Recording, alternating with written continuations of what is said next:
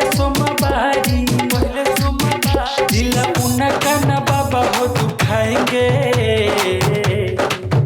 अपने डार्लिंग को पहले मनाएंगे, तब साथे बाबा देव घर जाएंगे।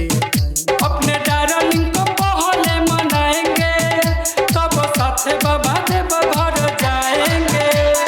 Presented by माँ गिरजा म्यूजिक फुलहर।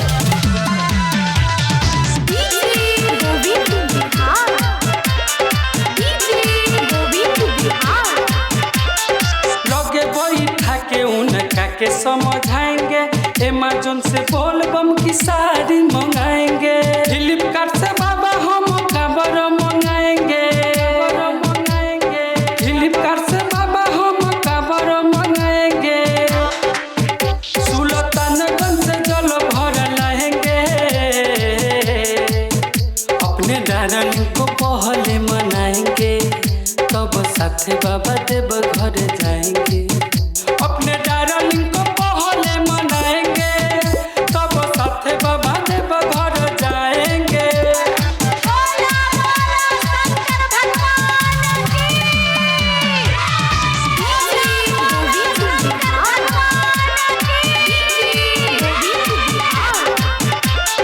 महालक्ष्मी होटल शहर घाट ले जाएंगे, कालाकंद और रस मधुर खिलाएंगे। कोका कोला मजा और पेप्सी मंगाएंगे।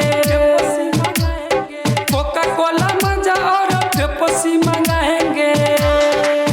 अपने जानू को हम हाथों से पिलाएंगे।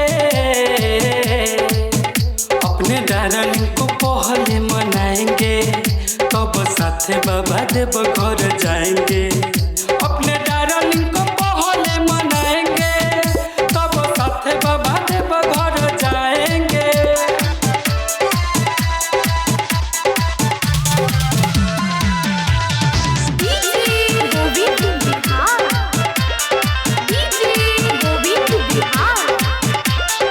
फुलहर से बाबा डीजे ट्रॉली हम मंगाएंगे।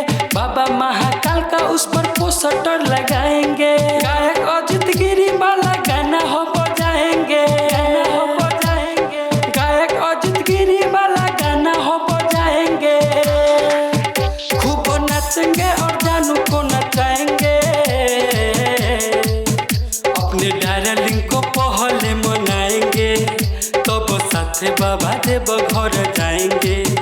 अपने डार्लिंग को पहले मनाएंगे, तब साथे बाबा देव घर जाएंगे। केने छलिए भोला बाबा पूरा हो तैयारी, घुस गेले लभर हमर पहले सोमवारी। दिल उनका ना बाबा हो दुखाएंगे। अपने डार्लिंग को पहले मनाएंगे, तब साथे बाबा देव घर जाएंगे।